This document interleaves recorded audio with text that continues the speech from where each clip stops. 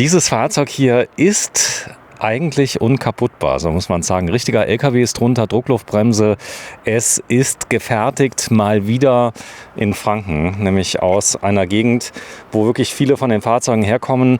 Es kommt von Phoenix, Aschbach. Das ist gegenüber von Morelo. Sie bauen wenige Fahrzeuge im Jahr. Es ist eine richtige Manufaktur. Und hier gilt, sie bauen von außen nach innen. Ich grüße dich, Stefan Buhr. Was heißt denn das, von außen nach innen? Hallo Sven, erstmal, was heißt außen nach innen?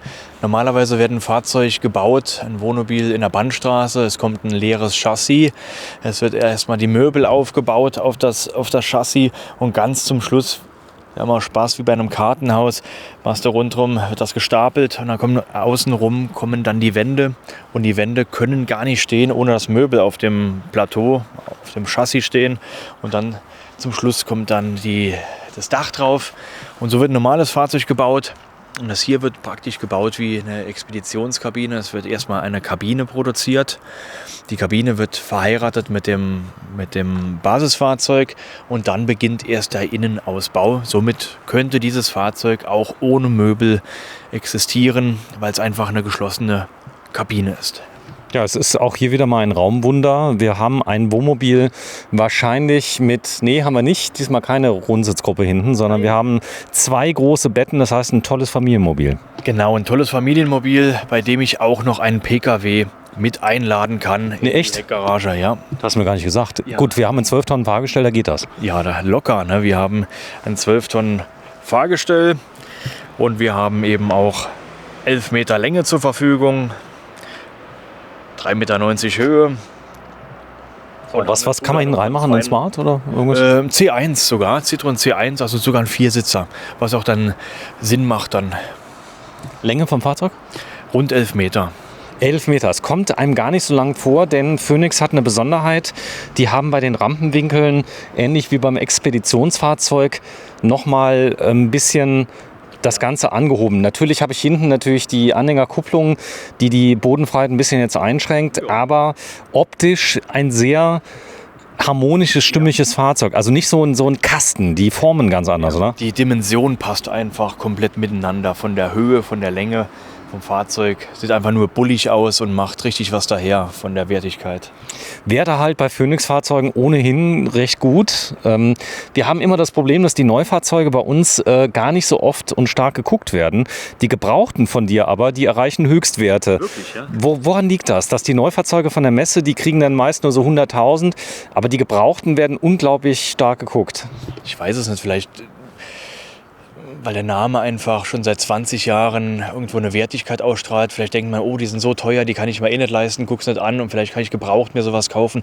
Vielleicht hängt es daran einfach. Aber die Wertigkeit, glaube ich, die kennt jeder in ganz Europa von diesen Fahrzeugen. Also ein richtiger Aufbau von außen nach innen. Die Möbel sind nicht Teil der Stabilität. Sie hindern auch nicht, muss man sagen. Wenn sie drin sind, es wird nochmal verstärkt. Mach mal bitte auf hinten, dass wir mal reinschauen. Dann, ich habe nicht genau hingeguckt, muss ich sagen.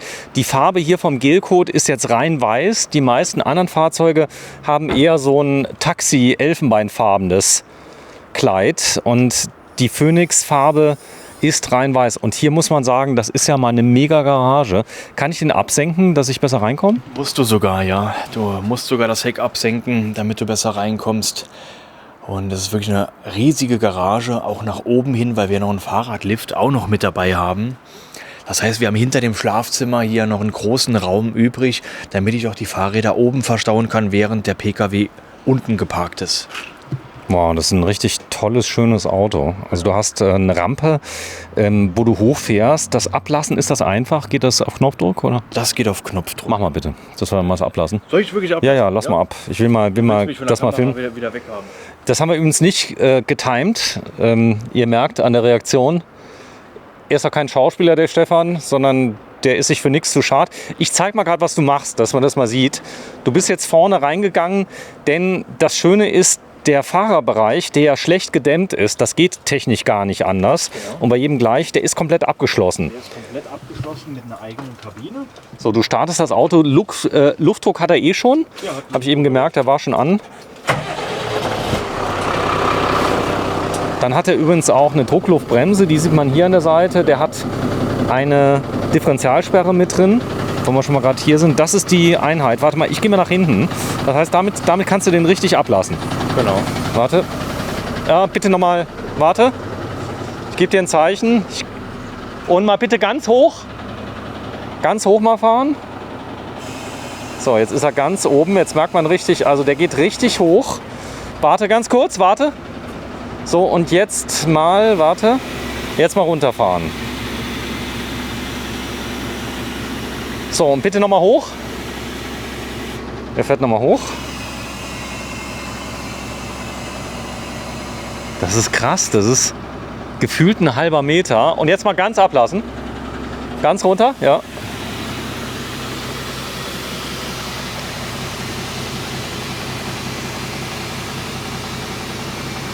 Wow. Okay. Mach mal aus den Motor.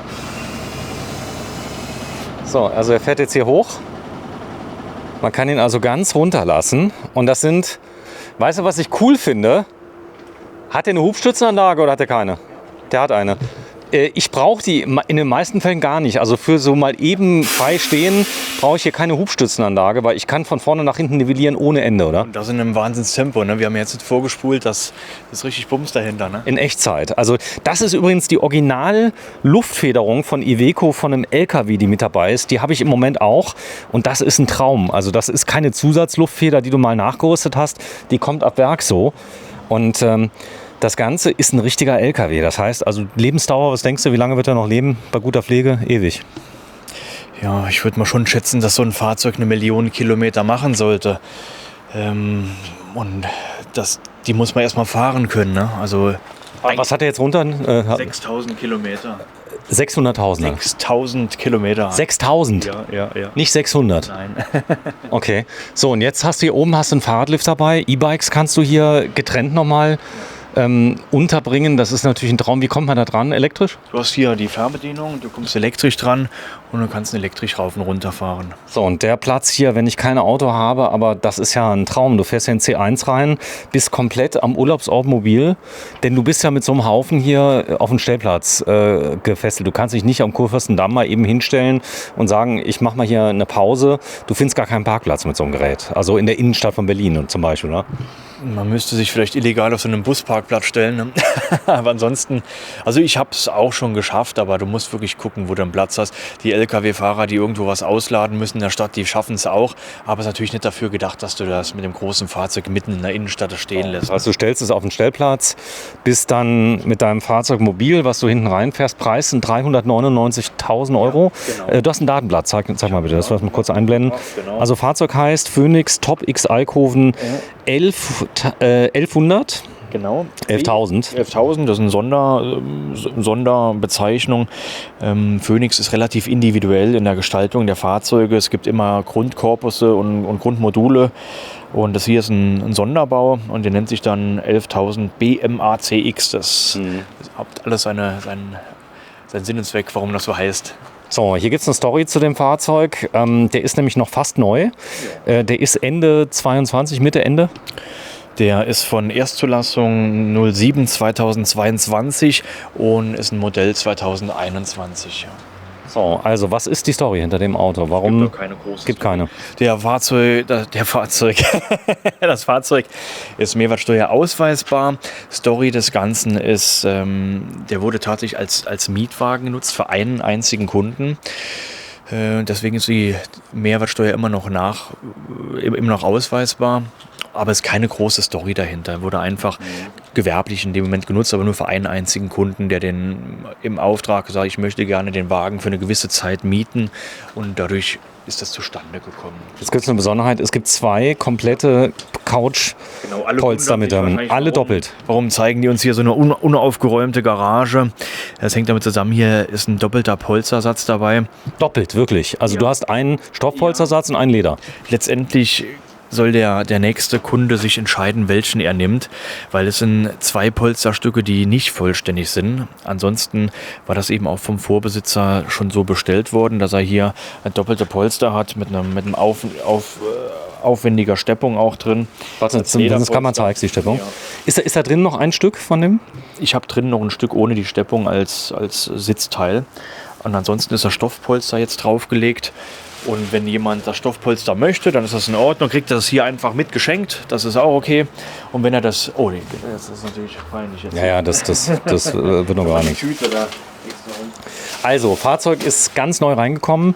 Polster, genau. Und wenn er das Lederpolster möchte, dann zeige ich das innen drin. Dann müssen wir ein Stück noch überspannen, wo einfach ein Möbelstück mit einem Stoff abgespannt ist, wo man das besser dann eben am Leder abspannt. So, das könnt ihr aber machen. So, dann habe ich eine Besonderheit. Ich habe eine Riesenklappe und das ist manchmal ein Problem, wenn du jetzt auf dem Stellplatz bist, hast da hinten keinen Hub zum Öffnen und dann hast du nämlich 2 Seitenfenster. Du hast sogar 4 Stück, denn du musst das Auto ja noch irgendwie verzurren. Also an der Seite kommst du ran, ohne dass du, wenn du jetzt zum Beispiel kein Auto dabei hast, willst mal eben hier was holen, Stühle oder was du hier noch reinstellen kannst. An der Seite hast du ja noch Platz, ja. Genau, du bist nicht gezwungen, die große Klappe hinten in dem Moment aufzumachen, wenn du gar nicht den Platz dafür hast auf dem Stellplatz dann, ja. Da ist eine fette Seilwinde drin. Hat der Lithium an Bord? Noch nicht, ne? Weil beim Gewicht ist das bei dem Wagen hier 0,0 Thema gewesen. Der hat 3 große Batterien. Wer natürlich Lithium gerne möchte, können wir jederzeit nachrüsten. Braucht aber nicht. Batterien sind wie neu. Dann hat er was ziemlich Cooles. Der hat eine Alarmanlage drin, ne? Hier, oder? Genau, du hast die Kontakte schon gesehen. Das ist eine Alarmanlage. Kontakte, ja, die werden natürlich dann ausschlagen, wenn ich die Klappe vorher öffne, ohne die Alarmanlage zu entschärfen. Und hier vorne, das sind die Zurpunkte jeweils für die Räder. Die gibt es an allen 4 Rädern, nehme ich an? Ja, korrekt. Okay, verstanden. Also das sind die Schienen übrigens. Die werden einfach losgeschraubt. Da ist eine kleine Knebelschraube mit drauf. Da wird die Schiene dran gemacht. Die wird dann hier eingelegt. Da kann man mit dem Auto hochfahren. Ist das gefährlich oder kriegt man das hin? Nee, das wird mit der Seilwinde gemacht. Ach, man fährt es nicht hoch, es wird hochgezogen. Das wird mit der Seilwinde gemacht und das ist gar nicht gefährlich. Nee. Wie ist das bei Elektroautos? Die darf man ja, ich glaube, nicht fahren im Stand oder irgendwas war da. Es gibt irgendeinen Autotyp, da ist es schwieriger. Hast du nicht gehört davon, Nein. oder? Okay, also ich habe nur gehört, es gibt irgendwelche Elektroautos, die kannst du mit der Seilwinde nicht hochziehen, weil die irgendwie blockieren oder irgendwas ist. Obwohl da ein Entzündungskontakt ist. Also mir ist nicht bekannt bisher. Ne? Ich auch nicht. Also einfach mal gucken. Aber der C1 ist ja sehr bekannt, den gibt es ja auch als Aygo, als Toyota Aygo zum Beispiel. Ja, das wäre die Alternative. Der ist, glaube ich, sogar noch bekannter dann, ja. Als Peugeot gibt es den auch. Den gab es also unter 4 verschiedenen Bedingungen. Da hast du nicht das Problem wie beim Smart, wo der mittlerweile auch, ich sag mal, schwieriger zu kriegen wird, der Benzin-Smart. Sondern du kannst hier alle Fahrzeuge in der Aygo-Klasse, die reinpassen, die kommen dann rein. Wir gehen gleich mal rein und schauen uns das an. Platz ist da pur drin. Aber ich kann euch nur empfehlen, wenn er für einen Aygo gebaut ist, besorgt euch irgendwo einen Aygo. Die Dinger kosten ja nicht viel. Und das ist ein super Auto, der Aygo. Ja, meine Frau hatte einen. Und wir hatten in der Firma mehrere. Also das ist richtig klasse. Dann hier vorne, das ist die Serviceklappe, da kannst du aufmachen. So, und das ist die Serviceklappe mit drin, die wird per Magnet gehalten und da hast du dann deine Winde mit drin und die Wegfahrkeile, die ins Pflicht sind beim LKW. Führerscheinklasse 2 ist kein Problem, sagst du. Also das ist jetzt nicht schwieriger wie eine zweite Staatsexamen Jura, nehme ich an. Also ich hatte es als 18-Jähriger bereits gemacht, parallel zum Pkw-Führerschein. Und wenn man das als 18-Jähriger schafft, parallel zu einem Pkw-Führerschein und dann schafft Beim das Bund, jemand. oder? Nee, ohne Bund war das gewesen, ja. Direkt mit 18. Also Direkt mit 18. Ja. Der hat auch schöne große Reifen, jetzt nicht ganz große, aber schon größere wie der Daily.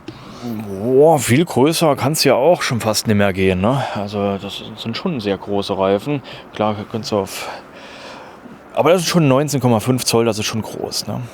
Also richtige Männerreifen sind mit drauf, aber auch entsprechend die Traglast. Du hast einen Schlüssel dabei, denn wir haben einen richtigen LKW und der Aufbau ist wirklich nicht vergleichbar mit anderen Fahrzeugen, sondern wir haben hier Nutzfahrzeugaufbau. Willst du noch einmal ein bisschen vom Chassis her noch was angucken? Ja, du hast ja gesagt, ich besorge einen Schlüssel Ja. und dann machen wir mal auf. Was hat er alles? Gastank?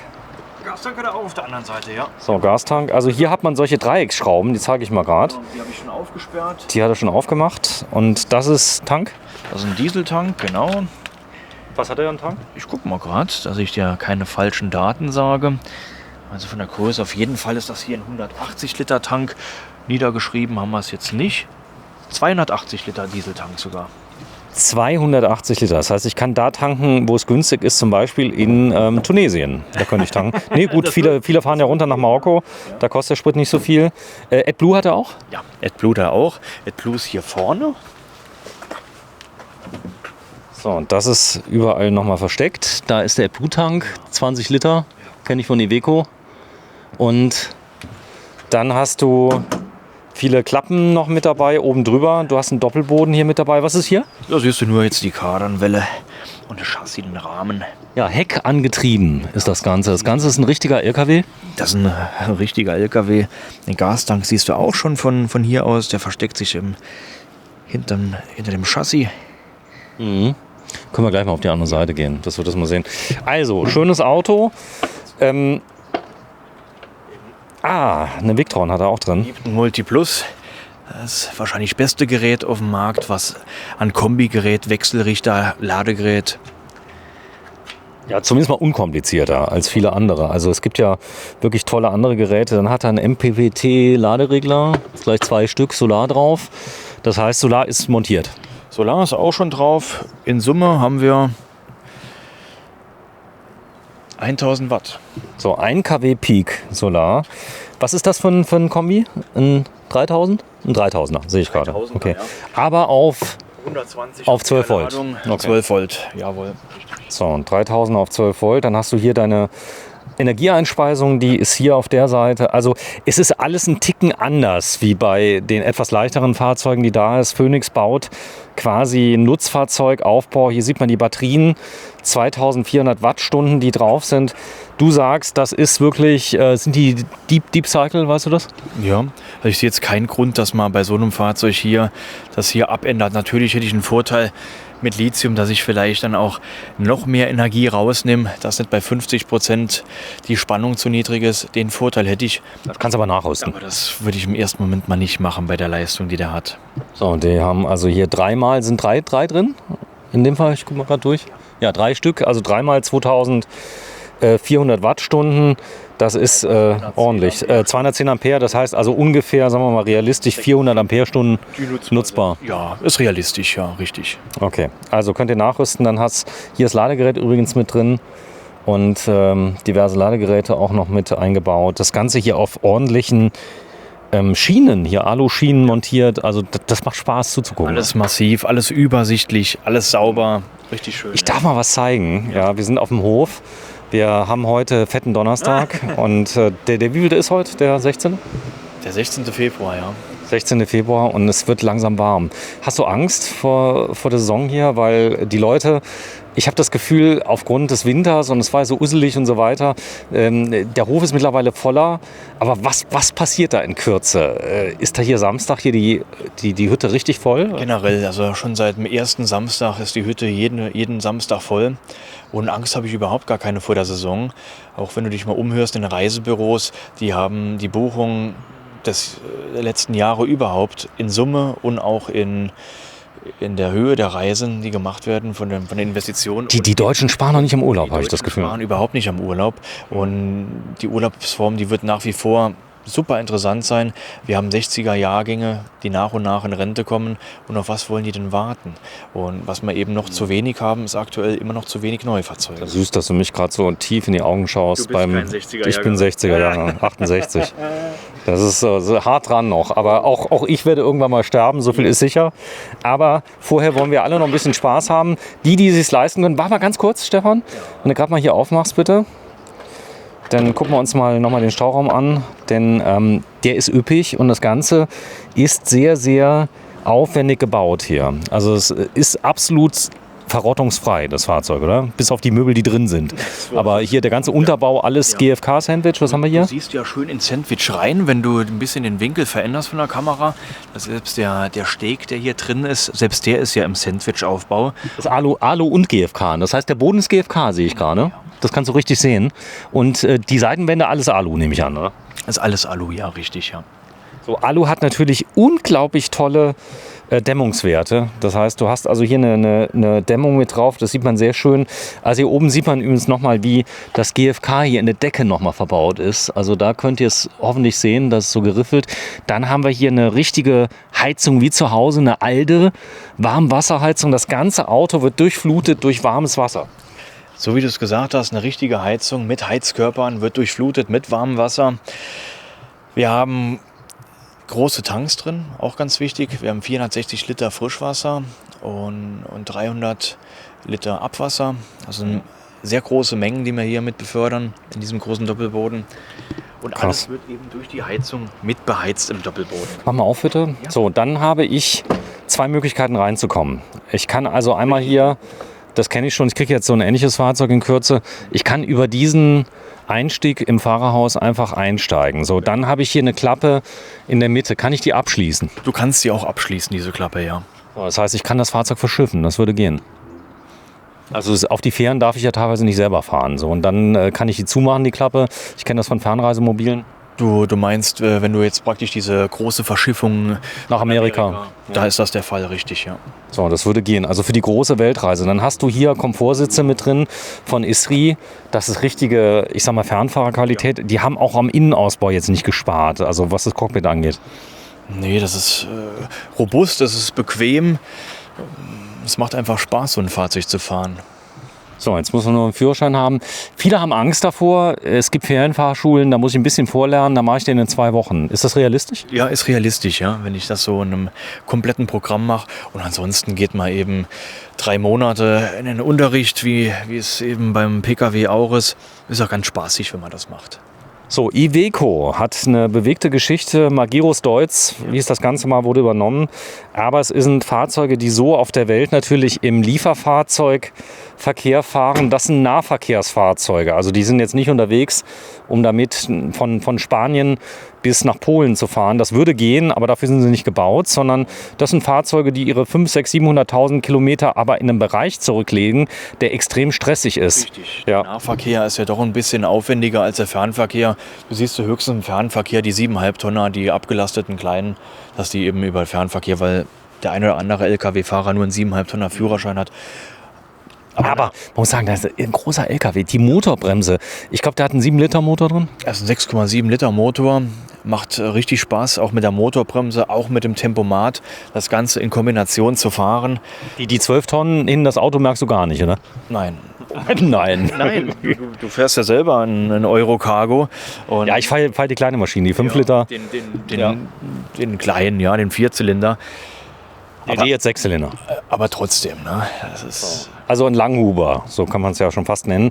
Drehzahlbereich, wo fahre ich hier? 1400 ungefähr?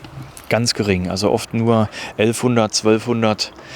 Das ist eben das Schöne, wenn man hier am Berg ist und der hat Power und der drückt nach. Und da kann ich eben. Das merkst du, also gar kein Vergleich. Der schaltet noch nicht mal zurück.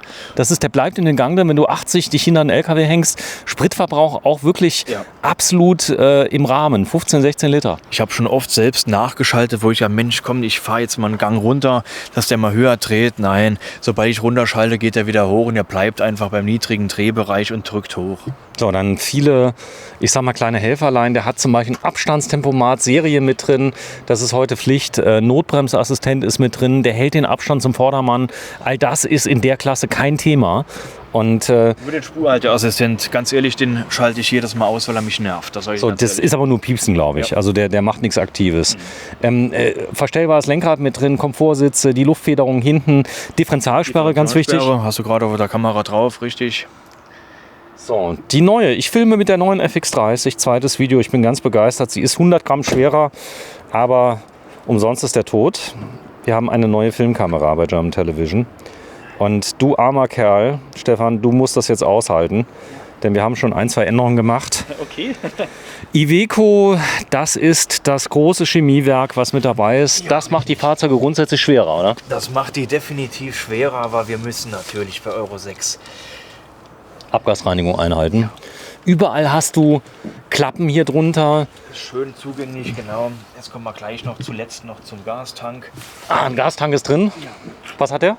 120? 100 und, jetzt muss ich doch wieder spicken. Boah, der ist groß. 90 Liter. 90 Liter Gastank ist mit drin. Aber das Coole ist bei Gastanks, ich habe ja selbst einen 120er drin, du kannst damit im Winter 4 Wochen lang bei tiefsten Temperaturen duschen, heizen, alles. Und ja, schon 4 Wochen. Also teilweise komme ich sogar noch weiter länger. Also also ich habe jetzt mal intensiv genutzt. Nach 2 Monaten war ungefähr noch ein Viertel drin und dann habe ich jetzt mal nachgetankt. Jetzt ist das Gas relativ teuer im Moment, aber so eine komplette Füllung kostet so um die 55, 60 Euro. Ja, Propan geht ja noch. Ne? Ich finde es geht noch vom Preis, wenn du es mit dem Erdgas vergleicht. ist immer noch relativ günstig. Aber wir haben schon öfters mal drüber gesprochen. Interessant ist natürlich bei so einem Fahrzeug auch noch eine Standheizung, eine Webasto dann nachzurüsten. Das geht? So, ja, sodass du eben, das haben wir jetzt schon gerade im Euro-Cargo-Bereich sehr häufig gemacht, wo dann einfach der Nutzer das Ganze über den Dieseltank dann mitnutzt, dass die Webasto einfach über den Dieseltank läuft, den Wärmetauscher dann umpumpt in das Kreislaufsystem und über die Verteilerpumpe von der Alde einfach das gesamte System mit heißem Wasser durch Diesel betrieben wird. So, das heißt, ihr könnt es auch noch auf Diesel hochrüsten. Da hast du 2 Einlässe. Warum 2? 2 Tanks? Machen wir erstmal die Klappe auf. Wir gucken mal drunter. Das sind die Festtank-Auslässe. Und guck mal, hier vorne ist der Wärmetauscher, sogar von der Motorheizung. Ja. Da sieht man es eigentlich ganz gut. Hier ist ein Wärmetauscher mit drin. Damit kann man nämlich mit der Heizenergie vom Motor heizen. Das ist glaube ich, auch ein nettes Detail, was man hat. Und hier vorne siehst du nochmal eine Außendusche. Eine große ist hier mit drin. Das sind die Tankablässe, Fäkalien, Abwasser und Frischwasser. Und die Spülleitungen sind hier mit drin. Und eine Verrohrung wirklich wie zu Hause. Also mit richtigen HT-Rohren. Das Ganze 40 mal 1,8. Und hier ist sie, die alte, eine 3020. Wir haben ein Video drüber gedreht. Ich habe jetzt keine Flow mehr drin, weil ich brauche sie nicht. Ich mache das Ding, stelle das Ding auf heiß und dann hast du richtig heißes Wasser für ganz normal zu duschen. Und hattest du vorher eine Flow drin gehabt? Oder? Ich hatte eine Flow drin, aber für mich hat sich das nicht ergeben. Ich habe immer die alte falsch benutzt. Du musst also, wenn du aufstehst, einfach auf heiß schalten, das Wasser auf heiß machen, 10 Minuten warten und dann kannst du duschen. So, und dann kann man auch mal so 5 Minuten duschen am Stück. Genau, es ging um die Mehrfachnutzung dann, wenn dauerhaft einer nach dem anderen duscht, dann hat die Flow eben seine Berechtigung. Und muss es nicht, ne? Ja, in der neuen ist die Flow ja mit drin. Ja. Das ist also nochmal, aber ich habe ein Video gedreht bei der Firma Alde mit einer aufgeschnittenen Heizung, wird in Kürze gesendet, könnt ihr euch mal angucken, habe ich mit Leuten von Alde unterhalten. Wie funktioniert das nämlich mit dem 230 Volt Stab? Und das ist interessant, wenn du die aufschneidest, der ist komplett umgeben durch Heizstäbe, ein 2 kW und ein 1 kW Heizstab, die kann man zusammenschalten. Ja, die Erfahrung, die ich gemacht habe zu Hause bei mir, wenn ich auf 2 kW mal das Fahrzeug stehen habe, reicht es oft nicht aus dann, aber in der Regel 1 kW habe ich zu Hause auch immer stehen, dass ich die Temperatur eben halt um die 11, 12 Grad, wenn der Wagen vor der Tür steht. Aber bei 3 kW, da muss man schon ein bisschen Strom zur Verfügung haben, um das zu nutzen. Ja, und auch die Anlage sollte das abkönnen, denn die muss ja auch den Strom nivellieren. Das heißt also das Ganze rein. So, wir gehen mal rein, lassen wir alles offen. Ja. Und innen wird es umso spannender, 27 Minuten für außen, aber jetzt überleg mal, 400.000 €, die wollen auch mal beguckt werden und die Leute... Ein bisschen was zeigen, sonst bekommen wir Ärger, weil wir nur außen alles gezeigt haben, nur Technik und... So, das heißt, den hast du jetzt wahrscheinlich von einem Händler von Phoenix. Der hat dir den verkauft oder Phoenix direkt? Das ist von einem Händlerkollegen, das Fahrzeug, der eben mit Phoenix seit vielen Jahren zusammenarbeitet. Ja. Darfst du Phoenix Service machen offiziell? Ja, das ist richtig. Du bist offizieller Phoenix-Partner. Service-Partner für Phoenix. Dichtigkeitsprüfung, Service. Also du kannst die Garantiearbeiten alle machen? Ja, genau, richtig, ja. So, jetzt hast du hier natürlich eine Schönheit, der ist noch nicht so alt. Das heißt, der hat sogar noch 2 Jahre Werksgarantie, aber du übergibst ja 1 Jahr sowieso. Ja. Und 1 Jahr, also bis Juli 23, bis Juli 24, wir haben ja schon 23, bis Juli 24 auch noch Werksgarantie. Richtig. So, 3 Stufen direkt mit drin. Also hier sieht man also ein großes Auto, viel Höhe. Dann hast du hier ein richtiges Fliegengitter in Haushaltsqualität. Mach mal bitte, hier ist eine richtige Kette mit drin. Hier sieht man die Kette, also das Ganze fährt wie auf Schienen, weil es fährt auf Schienen. Es ist dann 3 wirklich große Scharniere, die das Ganze halten. Hier diese Aufbautür, die mit dabei ist. Das Ganze eben mal einen Ticken anders gedacht, wenn man bei Phoenix reinkommt. Was viele immer bemängelt haben bei Phoenix, die sagen, naja, das Design von Phoenix und so weiter, aber das ist ja auch Geschmackssache. Also viele Leute, die hier drin wohnen, sind eigentlich ganz froh, dass man nicht, ich sag mal, den letzten Designfunken hier hat übergehen lassen. Das erhöht nämlich die Langlebigkeit in der Nutzung. Man fühlt sich sehr wohl hier drin, oder? Was du eben meintest, war wahrscheinlich die Holzfarbe, weil über Jahre dann eher ältere Holzfarben angeboten wurden. Das hier ist jetzt schon eine neue Farbe. Das ist die dunkle Farbe, die ist schon ganz schick. Natürlich von den Möbelfronten, du könntest das Ganze ein bisschen schnörkeliger machen, aber das passt ja gar nicht zu dem Auto, auch von außen. Es würde ja gar nicht miteinander in Harmonie passen. Das ist ein robustes Auto, keine Spielereien, das funktioniert. So, bleib mal da sitzen, weil ich zeig mal, wir haben hier 2,50 Meter nämlich an und das merkst du richtig, weil du hast hier so eine tolle Breite und der Boden ist auch sehr, sehr schick. In Verbindung mit diesen Längsstreifen wird der Raum natürlich unglaublich erweitert. Und das bedeutet, du hast also einmal diese Stoffpolster mit dabei. Genau. Und nochmal Lederpolster. Genau. Und wer sagt, ich hätte gerne das Lederpolster, und dann müsste man natürlich diese Blende hier nachher abbauen, die umledern lassen, dass es auch noch passt. Ach so, aber das, ich sag mal, ansonsten wäre es vollständig, bis auf die Blende. Und es sind bei die Oberteile hier, die sind nicht vorhanden, die müsste man in der Lederfarbe beledern lassen dann. Also wenn das jemand will. Also Genau, der kann es aber auch so nutzen, kann sagen, Genau. also ich habe jetzt zum Beispiel einen Hund zum Beispiel, da macht das Leder vielleicht ein bisschen mehr Sinn, dass der auch mal hier hochspringt, was er nie soll, aber dann doch tut. So, und da siehst du, das ist dann der Zugang zum Fahrbereich. Geh ruhig mal rein, dass man mal sieht, wie angenehm man da durchgehen kann, lieber Stefan. Da kannst du ja nicht hochdrücken. Einfach so durch. So, geht durch, dann setze ich mich hin. Fahrersitz, ja. Okay. Da. Die Motorbremse selber, das ist eine feine Sache. Erklär mal, wie funktioniert das? Du hast hier im Prinzip einfach nur den Hebel und entweder du bist im Tempomat-Modus, dann macht die das automatisch, die Motorbremse, dass sie bremst, und ansonsten, wenn du im Automatikmodus fährst ohne Tempomat, und dann hast du 2 Stufen von der Motorbremse und die ziehst du einfach an und du merkst automatisch, dass der Motor höhere Drehzahl zulässt und dass du sofort eben, ich habe schon sogar... Also bei Passstraßen zum Beispiel. Du fährst Passstraßen Ja, runter, ja. machst die Motorbremse rein, dann musst du nicht mehr bremsen. Doch, ich bremse schon noch.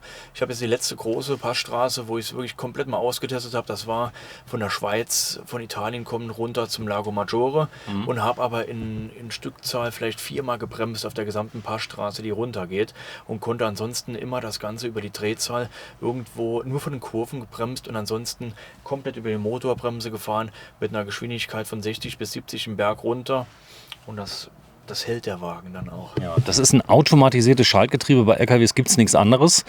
Bedeutet, es fährt sich wie ein Automatikgetriebe. Viele haben da Bammel vor und sagen, automatisiertes Schaltgetriebe. A, gibt es nichts anderes, und B, man kann das fahren wirklich wie ein Automatikgetriebe, oder?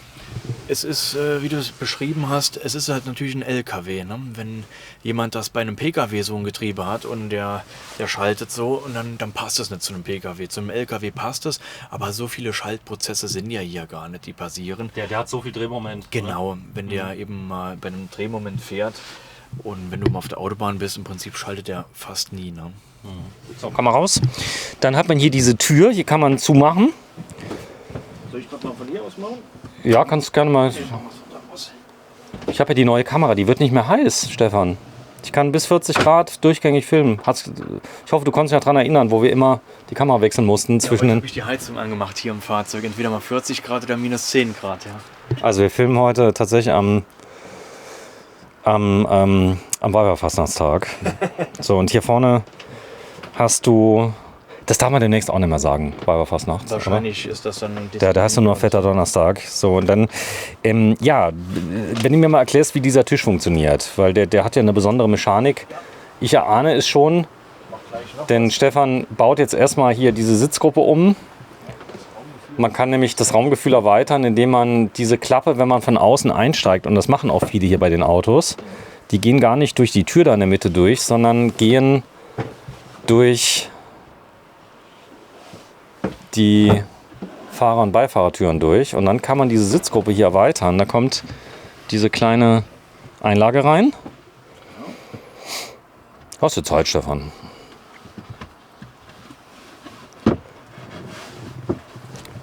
Ihr merkt, das ist sehr einfach.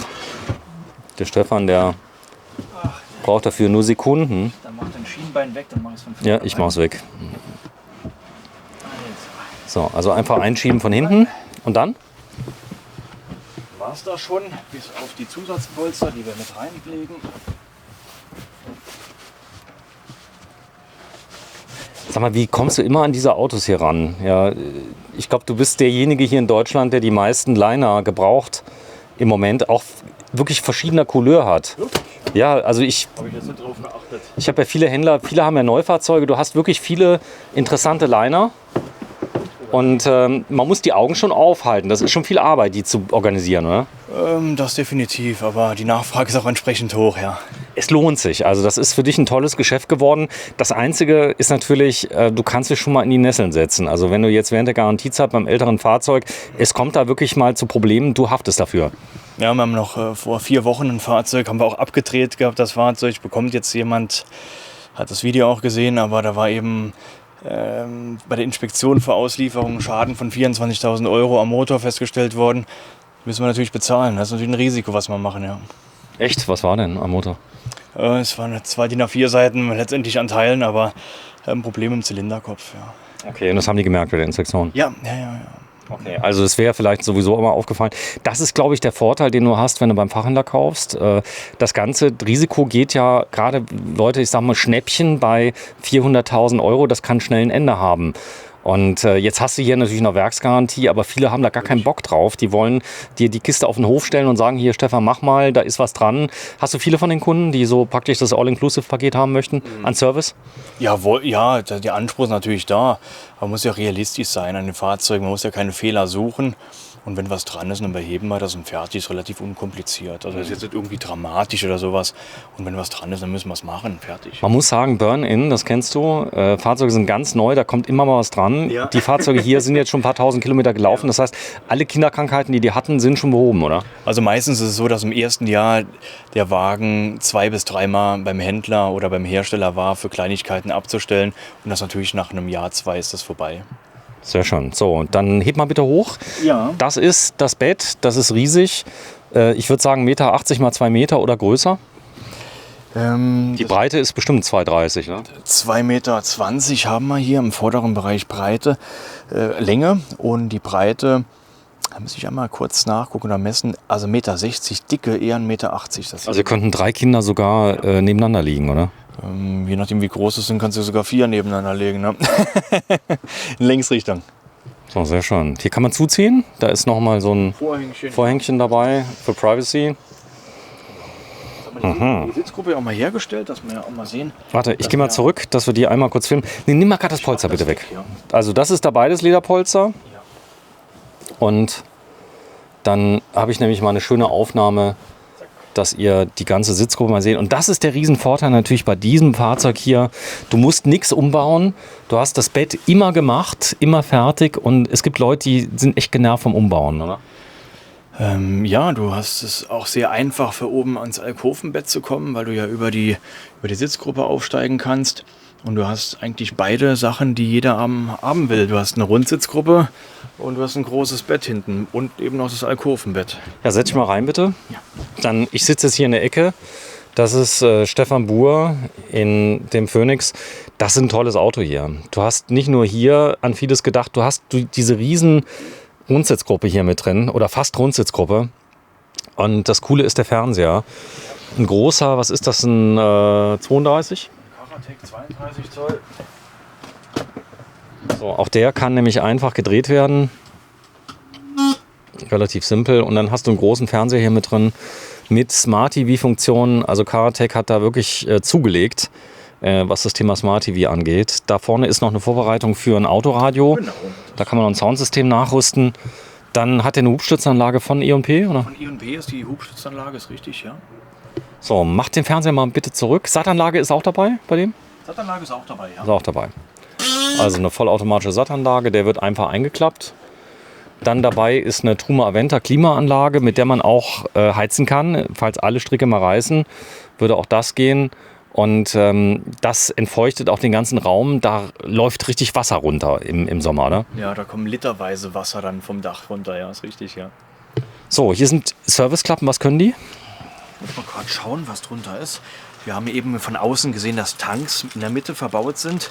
Das heißt, wir haben hier mit Sicherheit einen Tankzugang. Upsala. Die braucht man nicht dauernd öffnen. Das ist nur für den Fall der Fälle, oder? Da ist ein Tankzugang. So, Sensoren und zum Reinigen auch mal. Falls. Ist da viel zu reinigen eigentlich? In dem Tank? Ja. Also ich persönlich lege da schon Wert drauf, dass die Tanks immer noch mal gespült werden und gereinigt werden. Und es kommt darauf an, wie viele Vorfilter man benutzt. Es gibt ja hier eine ganze Wissenschaft, das Wasser. Wir haben teilweise Kunden, die haben 2 Filter davor. Und da kommt eigentlich schon nur sauberes Wasser in den Tank überhaupt rein. Aber ich würde es trotzdem immer noch mal, wenn man das Wasser benutzt, trinkt und nicht abkocht, das muss eben sauber sein. Ja. So, komm, wir gehen durch. Wir sind bei Minute 40. 60% Akku haben wir noch. Wir können also noch ein paar Stunden filmen. Tisch ist übrigens absenkbar, dass ihr das seht. Man kann also aus dieser Sitzgruppe noch mal ein Bett machen, wenn man das denn will. Aber man kann den einfach ausziehen und hat dann hier eine Verbreiterung, sodass wirklich 6 Personen hier ganz bequem sitzen können. Eingetragene Sitzplätze sind 6, oder? 6 Plätze hast du hier? 6 Plätze sind eingetragen. 6 Plätze. Zuladung, was habe ich? 2,5 Tonnen. Okay, das heißt Auto ab eine Tonne, dann habe ich noch 1,5 Tonnen Zuladung. Wow. 400 Liter Wasser, also das ist realistisch. Ne?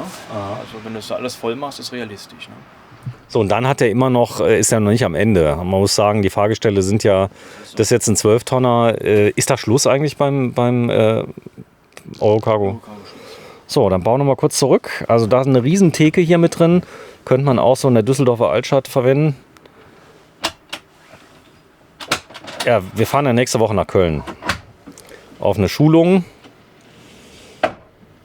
Und bin ich mal gespannt. Es gibt einen Stellplatz in Köln eigentlich in der City, weißt du das? Nein, weiß ich, also mit Sicherheit gibt es da einen. Wo es auf jeden Fall möglich war, ist, glaube ich, im dem Michael Schumacher Motorsportzentrum. Da kannst du, glaube ich, in dem V6 Hotel, V8 Hotel, ich glaube, da kann man stehen. Ich weiß, ich meine, ich will jetzt hier nicht irgendwie... Ich nagel dich fest, okay. Dass hier nachher alle hinfahren und sagen, Mensch, der hat das gesagt, aber ich meine, es wäre möglich. So, geh mal bitte in die Küche rein. Du bist 1,85 Meter. Die Höhe ist natürlich toll hier in dem Auto. Wir haben bestimmt 2 Meter Stehhöhe. Also, Gerne, ne? Oder mehr. So, dann ist ein Kistmann mit drin. 2 Meter Blatt Papier und 2,10 Meter. Ne? Das sind Spezialkühlschränke aus München. Die werden meistens Haushaltskühlschränke, die modifiziert werden zu extremen Offroad, also da findet man sie ganz oft, Kistmann im Offroad-Einsatz mit drin, aber die Kompressoren sind umgebaut worden auf 12 Volt. Das ist eine Manufaktur aus München. Diese Kühlschränke genießen Weltruhm, muss man sagen. Also liebe Firma Kistmann, ich habe schon oft gesagt, wenn ihr mal einen Kühlschrank übrig habt, ja, schickt ihn an German Television. Ich mache mal so gute Werbung. Das sind wirklich tolle Kühlschränke, oder? Wirklich tolle Kühlschränke und in der Regel bleiben die auch immer in dem Design, weil es eben ein Kistmann-Kühlschrank ist. Kann man zeigen. Also, dann ein großer Kleiderschrank hier. Der kann, ja genau, der kann nämlich meistens Kleider und dahinter ist die Standardverkabelung von Phoenix. Und die haben die, glaube ich, so, bauen die schon seit 1934. Und nee, aber wirklich, aber du kannst reingucken. Ja. Ich glaube, das ist immer die gleiche Schaltgruppe. Die haben dort Taster mit drin. Es funktioniert. Das funktioniert einfach, ja. Ist übersichtlich. Das ist auch sehr schön anzusehen. Also keine Experimente. Krass, guck mal, die haben da oben dieses neuartige flachen Fernseher mit drin. Also der ist toll. Und guck mal hier, da ist dieses Internet ist hier eingebaut. Dieses System, mit dem Computer sich weltweit miteinander verbinden können. Kennst du das Internet schon? Ich kenne das nicht, nee. Gott, ist ganz neu. Also habt ihr die Fahrzeuge im Internet eigentlich alle drin schon? Also wir machen es mit Fax immer noch. Also ein Internetrouter ist mit eingebaut. Da war ein Spiegel übrigens mit drin. Auch hier die ich sag mal, Küche, die ist jetzt nicht so überladend groß. Dadurch hast du natürlich diese Raumbreite, dass 2 Leute aneinander vorbeigehen können. Und das hast du normal nicht. Das ist natürlich aber schon eine wahnsinnig Länge und Arbeitsfläche hier in der Küche drin. Ne? Das macht schon, und wie du sagst, der Effekt, wenn hier jemand steht, wie bei so einer typischen L-Küche, man kann immer noch dran vorbeigehen. Ich finde die Küche total klasse, weil du auch als kleine Person an die Schränke rankommst, weil es nicht so tief ist. Ja, der Fehler wird ja häufig gemacht, wenn die Decken so hoch sind, dass die Schränke bis ganz hoch gemacht sind und oftmals die kleinere Person überhaupt nicht drankommt. Ich mache es auch mal auf. Deine Frau ist sogar ein bisschen kleiner. Ja, Meter 2,63. So, und deswegen sprichst du aus Erfahrung, je breiter, je tiefer diese Tischplatte ist, desto schlechter kommt man nämlich ran. Und die ist hier nochmal ein bisschen angewinkelt. Dann hast du hier Schubläden. Das ist alles hier. Die Schubläden könnten auch von Wirth sein. Wenn du mal gerade reinguckst, sind die von Wirth? Weil die erinnern mich. Nee. Warte, ich guck mal gerade ran. Blumen. Sind von Blumen. Aber ich habe so ähnliche Metallschubladen von Würth schon verbaut gesehen. Und das ist Qualität für die Ewigkeit. Also du hast hier Blumen, nicht nur Blumenbeschläge, sondern richtige Blumenschubladen mit drin. Und guck mal hier, die Verspaßung hört nicht auf. Du hast ein High-Low-Trennsystem drin, wie zu Hause. Also ein Mülltrennsystem mit eingebaut. Und ja, also das Fahrzeug ist erklärungsbedürftig, ist vielleicht nicht so viel Bling-Bling. Ist mehr so, ich sag mal, Einfamilienhaus, oder? Das ist so die Dauerwohnung, ja. Die Dauerwohnung. Das ist auch wieder interessant, das immer gern genommen, so ein großer Apothekerschrank. Und die Spüle bitte nicht vergessen, lieber Stefan. Denn wo gespült wird, wo gekocht wird, wird gespült. Ich spüle mittlerweile wieder von Hand, bin auch ganz glücklich. Ich habe die Spülmaschine, ja. Du hast eine Spülmaschine? Ja. Ich würde es auch nimmer missen wollen, sage ich ganz ehrlich, ja. So, ich spüle von Hand. Ich bin jetzt bekennender Handspüler. Du musst beim Eurocargo unter 7,5 Tonnen kannst du nicht alles einbauen, weil irgendwann ist Schluss. Das ist richtig. Und die Spülmaschine, man muss dann jeden Tag spülen. Ich bin aber immer der Karl, der dann abends spült. Also ich habe meiner Frau fest versprochen, ich kümmere mich um die Hunde, ich spüle, ich mache den Ablassfäkaltank. Also machst du die anderen Sachen und meine Frau benutzt das Bett. Herzlichen Glückwunsch, ja. Also ich räume auch die Spülmaschine ein, mache ich aber auch gerne im Urlaub. Aber ich benutze wirklich auch gern dann Keramikgeschirr. Ich werd immer wahnsinnig beim Melamin, wenn es nicht trocknet. Ne? Das ist für mich immer so ein Albtraum. Und mit der Spülmaschine benutze ich auch Keramik. Ja. Tschüss. So, ganz viele Beschläge. Mach mal zu, bitte. So, warum gebe ich dir die Anweisung? Ich habe beide Hände voll. Das heißt, ich muss dann teilweise auch, weil viele sagen hier, der Bundeswehrbefehlston, warum machst du das? Ich glaube, das ist ein Teil der Regie, weil wir beide können also noch nicht miteinander kommunizieren über Gedanken. Aber wir haben jetzt schon so viele Videos gedreht. Dein schmerzverzerrtes Gesicht spricht schon Bände. wenn ich teilweise so mit dem Kopf zum Beispiel mache, warte, ich zeige das mal. Das ist nämlich der Spiegel hier und dann mache ich dann so. Und da weiß er schon, mach mal hier einen Schrank auf oder so. Okay, ich verstehe es, ja. So, ich blicke mal von etwas weiter raus. Das ist ein begehbarer Waschbereich, bei dem du diese riesen Aufstiegsmöglichkeit hast. Darunter ist ein Auto, Kinder. Und 2 Fahrräder. Und ein Fahrrad dahinter. Ja, riesengroße Liegefläche, riesengroßes Bett mit Fernseher hinten.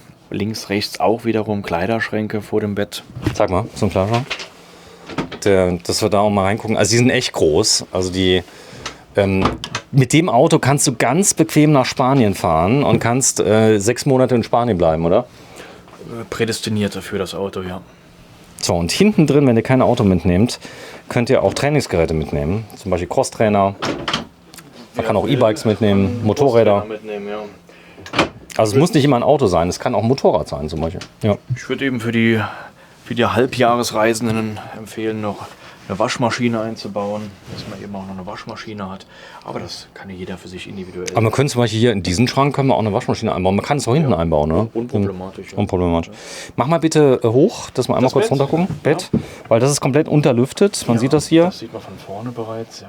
Also großes Bett mit drin und auch viel indirekte Beleuchtung für den Nachtbereich. Also das sieht man jetzt hier schlecht, weil wir tags haben. Aber das Ganze, man sieht es ganz gut. So, ich setze mich mal gerade aufs Klo. Ja, viel Spaß. Danke. Mache ich noch ein paar Schubladen auf, dass man mal sieht, was man hier mehr als zu Hause, würde ich fast behaupten. In den meisten Badezimmern hat man nicht so viel Stauraum wie hier in diesem Badezimmer. Das ist wirklich irre, was man hier für einen Stauraum hat. Mit dem oberen zusammen noch.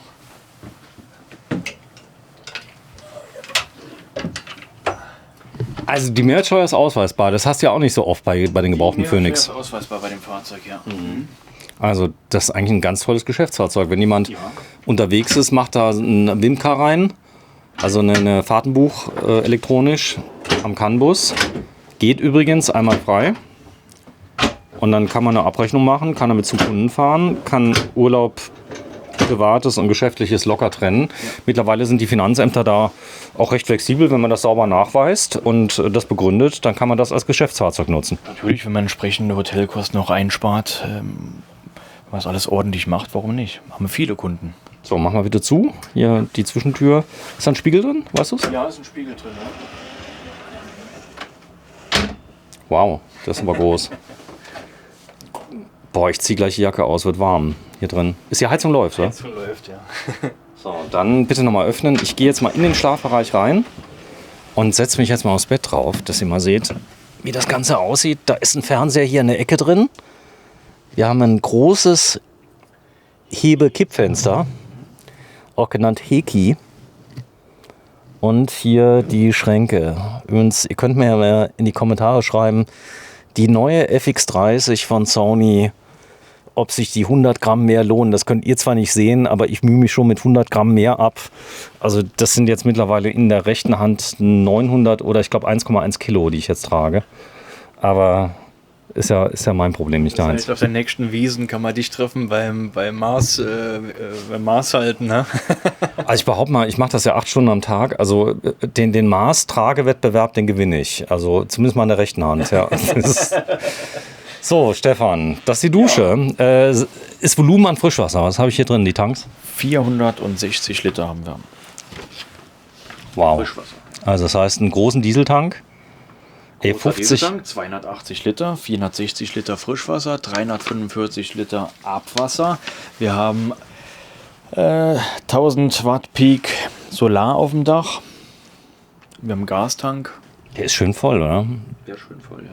So, und das Thema Lithium mit 1 kW, jetzt mal ganz ehrlich, Solar auf dem Dach, dann dem Victron-System, was du programmieren kannst, bis der Arzt kommt. Kannst du zum Beispiel sagen, bitte abschalten, wenn, da kannst du 1000 Sachen eingeben. Das Coole ist, das hängt sogar parallel auf der Stromleitung. Das ist richtig cool. Und wenn du eingibst, wie viel Strom du brauchst, dann wird da nicht hin und her geschaltet, sondern es hängt sich parallel auf die Stromleitung. Ganz krank. Also wird auch bei vielen Solaranlagen verwendet. Also ich habe da mal mit Green Energy, muss ich sagen, haben wir das Ganze mal beleuchtet. Green Akku.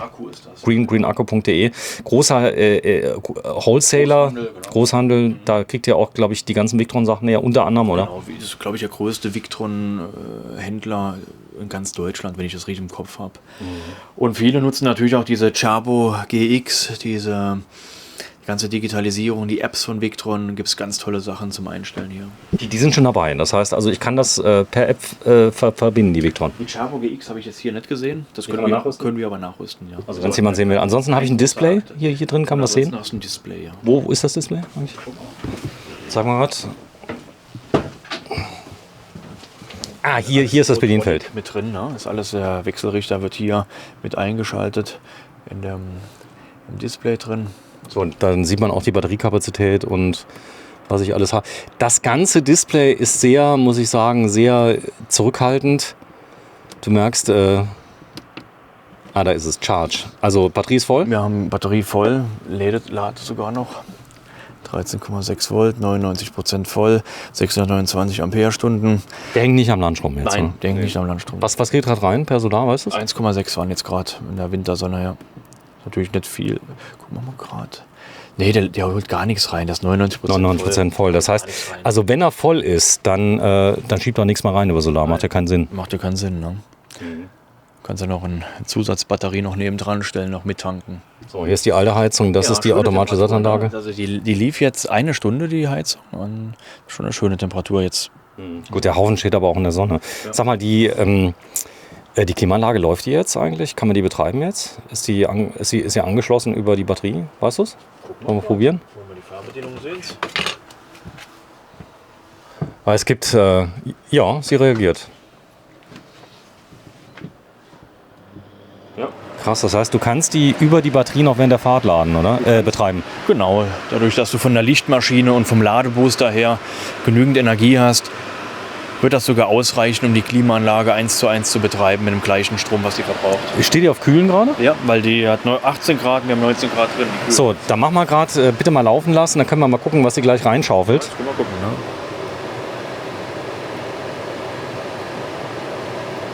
So, sie zieht das minus 1, das ist wahrscheinlich nur der Lüfter, oder? Das ist jetzt der Lüfter, ja. Jetzt machen wir einen Kompressor mal an. So, machen den Kompressor mal an, dass er mal ein bisschen hier... Ein bisschen bis der Kompressor, ich habe jetzt auf 16 Grad gestellt, weil die hat ja auch ein Thermostat. Aber ich denke, dass er gleich einschaltet bei 16 Grad Wunschtemperatur. Ja, der fährt sich übrigens stufenlos hoch, damit die Sicherung auch nicht rausfliegt. Also ich glaube, diese Anlaufströme, die werden ja begrenzt bei dem. Jetzt müsste er gleich ein bisschen wackeln. Mhm. Noch höre ich nichts.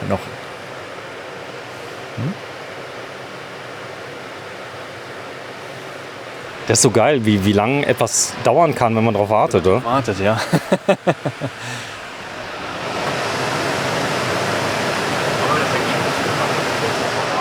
Irgendwo 60 Ampere wird dann nachher stehen. Je nachdem, ob der Kompressor dann am Arbeiten ist, wird sich das zwischen 50 und 70 Ampere dann abspielen, das Ganze, was an Energieverbrauch ist über die Batterie. Der Ladebooster packt das aber von der Lichtmaschine, vom LKW. Ja. Ihr könnt ja sogar eine 230 Volt Lichtmaschine einbauen. Habt ihr das mal gemacht eigentlich jemals? Nee, noch nicht, oder? Nein. Das ist aber eher eine Sache dann für die Kfz-Werkstatt, die das dann einbaut, oder? Habe ich auch noch nie den Wunsch danach gehabt. Hast du schon mal den Wunsch danach gesehen, oder? Nö, ich kam bisher immer klar, aber die können da bis zu 5 kW nachladen. Aber ich habe jetzt einmal standig frei und da macht mein Ladebooster im Standgas leider nur 45 Ampere. Und Stefan ist gerade ein bisschen perplex. Steht er denn wirklich auf Kühlen? Ja, natürlich. Steht auf Kühlen, ja. So. Weißt du was, ich glaub's dir einfach. So, Charge. Aber so direkt, die Ladung war jetzt eben schon bei 7 Ampere gewesen, aber dadurch, dass er bei 99% ist, da kommt nicht viel rein jetzt. Kurz müssen wir fast einen Heizlüfter anschließen. Komm, wir gehen raus. Da ist es. Nimm das Datenblatt nochmal mit, bitte. Jetzt ist der Kompressor. Also, jetzt kommt er. Und wie viel Ampere? Ja. Jetzt komme ich doch nochmal hoch. Wieder runter auf minus 44. So, minus 44 Ampere. Da ist aber die Solarleistung jetzt ab, oder? Genau, das saldiert sich jetzt dann irgendwo 7, 8 Ampere, was gerade reingehen werden in der Wintersonne. Ja. Schön. So, Datenblatt. Wir sind zusammen mit Stefan Buhr. Heute ist fetter Donnerstag in Deutschland. Wir filmen gebrauchte, größere Wohnmobile. Stefan kommt gleich und werden euch auch gleich mal ein anderes Wohnmobil zeigen. Die haben einen schönen Phoenix, Eurocargo, Alkoven. Zeig mal bitte das Datenblatt nochmal, Stefan. Da ist er. Heißt Phoenix Top X Alkoven 11.000 BMA-CX und Auto kostet 399.900 € mit Garantie, sogar noch Werksgarantie mit dabei. Und wir werden gleich mal ein Auto zeigen, das sehr einmalig ist. Das Auto hat eine Story, muss man dazu sagen. Das ist ein Auto, das gab es nicht so oft, oder? Generell gab es den nicht oft überhaupt als Artego in einer normalen Bauform und so ist es eben ein absolutes Unikat. So, wie haben die das geschafft, die Folien auf die Scheiben zu kleben? Weißt du es mittlerweile? Sich einfach erkundigt, wer das macht und das sind praktisch, wenn du jetzt näher dran kommst, siehst du, wie bei einem Bus, wie bei einem Linienbus, die haben praktisch die gleichen Scheiben drauf. Weil üblicherweise, aber ich nehme an, das ist Echtglas, oder was jetzt hier drauf ist? Kein Echtglas drauf, nein. Ich würde ganz ehrlich bei dem Fahrzeug investieren, wenn es mein Fahrzeug ist, was ich dauerhaft fahre. Ich würde Ventglas, Echtglasfenster drauf machen und kann man immer noch folieren dann, ja. So ist es. Also, ein ziemlich cooles Fahrzeug. Drunter ist ein Concorde. Es ist ein gepimpter Concorde, aber er ist von außen nicht mehr zu erkennen, oder? Das wird ganz, ganz wenigen überhaupt gelingen, sowas zu erkennen, ja. So, der stand vorne bei dir an der Straße. Wie waren die Reaktionen eigentlich von den Leuten, die hier kommen? Man muss aufpassen, dass kein Unfall passiert an der Straße. Ne? Also da kommen schon Leute rein und sagen, was ist denn das? Und den will ich sehen. Und das ist wirklich ein Concorde. Wenn wir ein eigenes Video drüber machen. 4x2. Also ist natürlich ein Witz, weil er hat Heckantrieb. Genau. Aber 4x2 mal 950. Es sieht aus wie ein 4x4 von der Optik her. Vielen Dank das auch. Außerdem hat er ja... Es hat ja eine Differentialsperre hinten. Jetzt hör mal. Was brauchen wir? Mit Schneeketten, mit 2 Schneeketten auf der Hinterachse kommst du auch an Nordkap im Winter damit. Das ist kein Problem. Hast du noch einen Red Bull für mich gleich? Ja. Oh, sehr cool. So, wir sind bei Wohnwagen Vogt. Also wenn ihr diesen tollen Iveco Phoenix haben möchtet mit einem 12 Tonnen Fahrgestell und den Führerschein natürlich habt oder ihn machen wollt, da hast du auch Tipps. Es gibt tolle Fahrschulen in ganz Deutschland, die machen das in 2 Wochen. Ansonsten einfach Führerschein machen, ist halb so wild. Aber es wäre doch mal eine Aktion, dass du das einfach mal mitmachst, den Führerschein, Sven. Ja, wir sind doch gerade dran. Was du nicht weißt, ist der Markus, der die 360-Grad-Rundgänge macht. Ja, der Markus Lutz. Ja. So, der hat einen Concorde. So, und der darf keinen Führerschein machen in Deutschland, weil er wohnt wo? Wahrscheinlich in Frankreich. Er wohnt in Spichern. So, und ich wohne in Alsting in Frankreich. 100 Meter an der Grenze, er irgendwie gefühlte 200 Meter. Und wir dürfen keinen Führerschein machen, weil wir in Frankreich wohnen. So, und wir sind gerade dabei, über die Staatskanzlei das Ganze jetzt mal zu eskalieren. Vielleicht gibt es demnächst auch was in der Presse darüber zu lesen, also was da passiert, weil du darfst als deutscher Unternehmer, der eine Firma hat in Deutschland, aber 100 Meter über die Grenze wohnt, zu beruflichen Zwecken noch nicht mal einen Führerschein. Jetzt kommt der Witz, mein Sohn darf es. Obwohl er auch in Frankreich wohnt. Okay. Nee, steht im Gesetz drin, dass wenn du studierst oder zur Schule gehst, eine Ausbildung machst, dann darfst du es. Aber wenn du Unternehmer bist... Du einen vernünftigen Schulabschluss, da kannst du dich im Studium einschreiben, ne? Nee, du musst Vollzeit studieren. Die prüfen das auch noch. Ja. Wenn du Vollzeitstudent bist, dann darfst du einen Führerschein machen, obwohl du im Ausland lebst. Ja, das ist wirklich so. Jetzt wollte ich die schon als Werkstudent abwerben hier. Nee, aber das ist wirklich interessant und das ist das vereinigte Europa. Wir sind hier Luftlinien Kilometer weg von der Grenze. Und du kannst den LKW-Führerschein als Deutscher nicht machen in Frankreich. Kannst du vergessen. Die Fragen, es gibt kein Multiple Choice, alles auf Französisch, musst einen Dolmetscher hinzunehmen, musst die Fragen ausgeschrieben beantworten. Der Markus ist 8-mal durch die Pkw-Prüfung gefallen, bis er sie beim 9. Mal geschafft hat mit vollen Fehlern. Das ist kurios, bei uns wird ja in allen Sprachen der Führerschein angeboten in Deutschland. Also in Frankreich ein bisschen anders und deswegen werden wir jetzt dagegen vorgehen, denn wir werden mal schauen, denn das kann nicht sein, dass wir gerade die Grenzgänger sind und da wird ja so viel unterstützt, sogar die Taxis dürfen rüberfahren ohne Konzession, um die Deutschen nach Frankreich zu bringen und umgekehrt. Das dürfen die, aber das hat man noch nicht geschafft. Also wir werden sehen. Da steht da, Iveco, Eurocargo, das kurzer Hinweis nur. Das Ganze ist ein Werbevideo für Wohnwagenvogt und die sind in der Koblenzer Straße in Saarbrücken, aber nicht mehr lange, denn die Koffer sind quasi schon gepackt. Es gibt ein neues Grundstück in der Nähe von Saarlouis und das wird irgendwann mal in den nächsten paar Jahren bezogen. Genau. Es wäre schön, wenn es schon schneller wäre, aber es dauert noch ein klein wenig. Ja, die 0681 992 880 heute am 16. Februar 2023. Ich gehe jetzt einen Red Bull trinken. Tschüss. Tschüss, ciao, ciao.